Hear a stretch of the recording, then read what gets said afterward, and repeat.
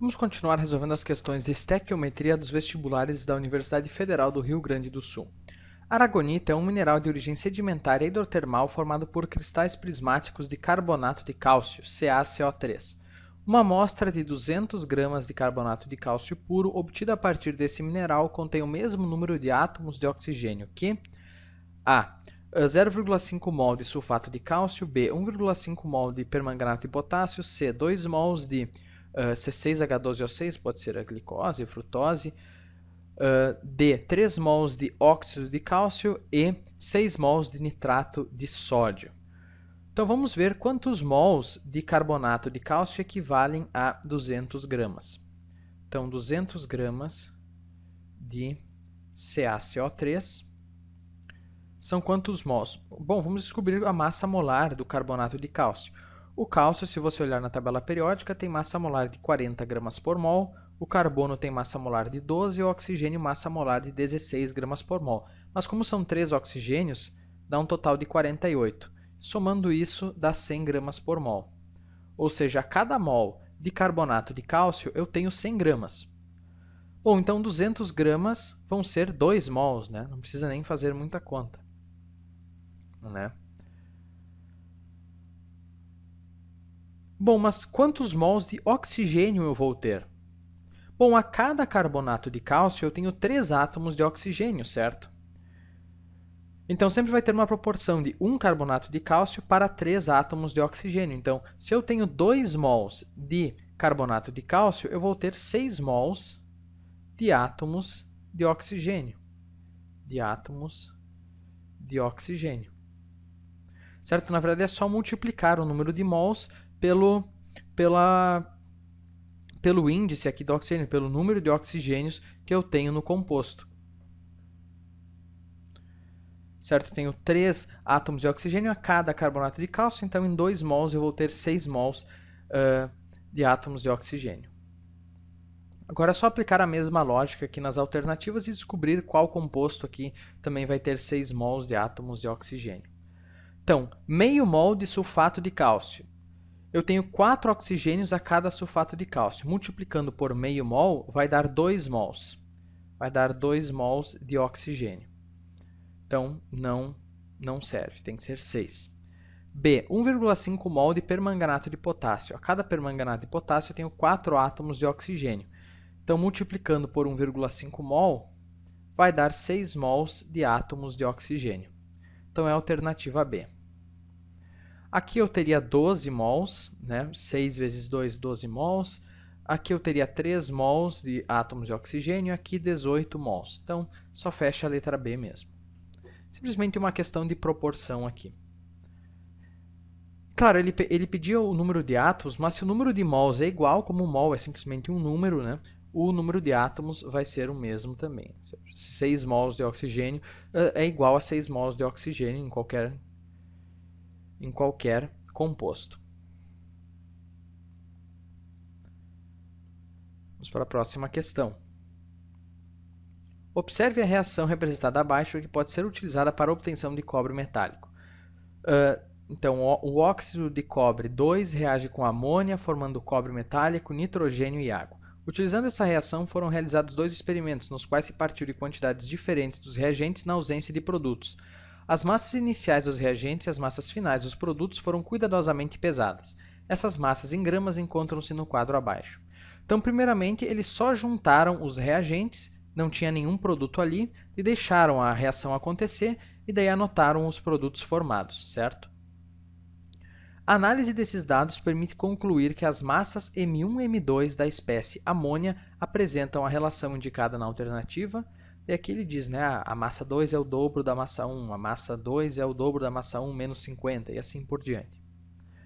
Certo? Então, aqui no experimento 1, ele diz, nós colocamos 477 gramas de óxido cúprico ou óxido de cobre 2, M1 gramas de amônia, isso nós não sabemos quanto ainda, e depois ele disse o que foi obtido, né?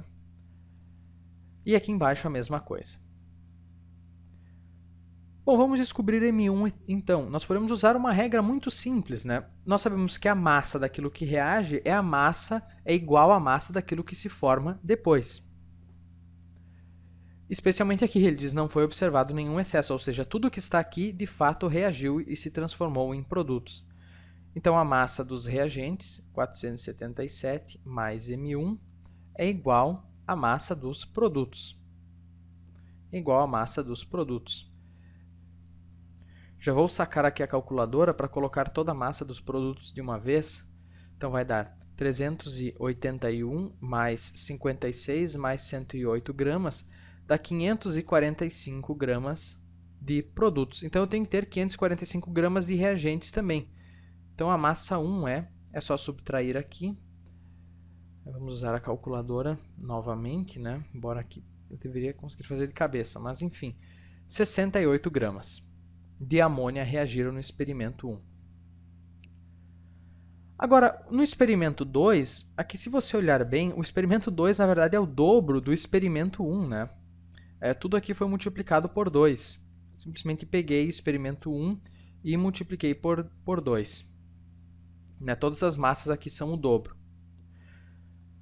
Bom, então, se a massa de amônia que reagiu foi de 68 gramas no experimento 1, no experimento 2, a massa de amônia que reagiu vai ser o dobro, certo? Vai ser 136 gramas. 136 gramas de amônia reagiram no experimento 2. Nós poderíamos ser tentados a marcar, então, a alternativa A. A massa 2 é o dobro da massa 1. Mas nós temos que cuidar com a observação. Ele diz que foi observado o excesso de 50 gramas de amônia. Ou seja, sim, de fato, no experimento reagiram 136 gramas de amônia, porque foi tudo multiplicado por 2. Eu poderia até fazer os cálculos aqui, mas eu já sei que é o dobro, né? Só seguir a proporção. Só que houve um excesso de 50 gramas de amônia, ou seja, além daqueles 136 que reagiram, eu ainda tinha mais 50 gramas de amônia que sobraram, que não teve com quem reagir.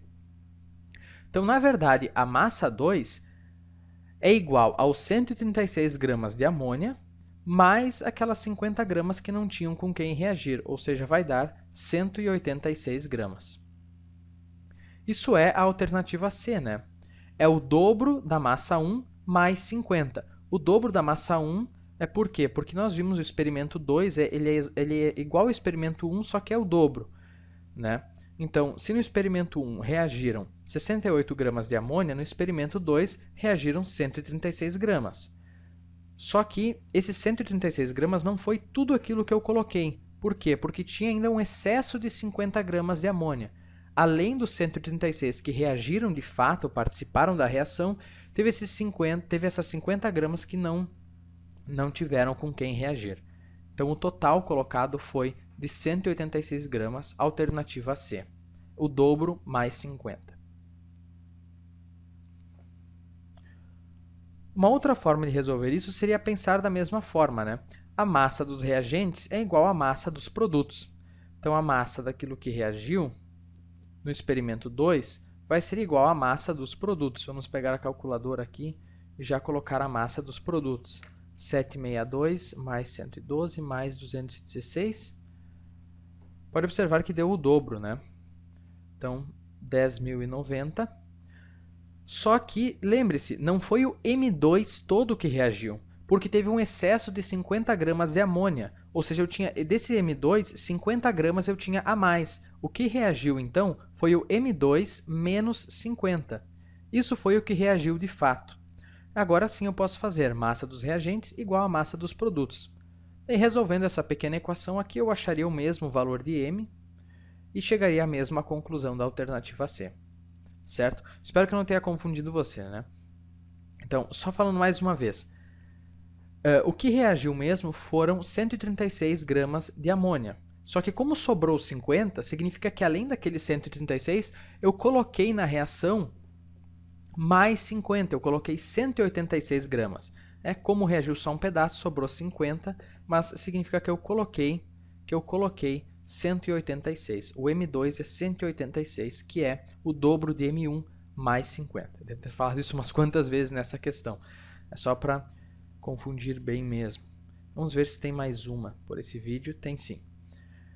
Aliás, como esse vídeo já está meio comprido, vamos deixar essa questão aqui para o próximo, certo? Até o próximo vídeo.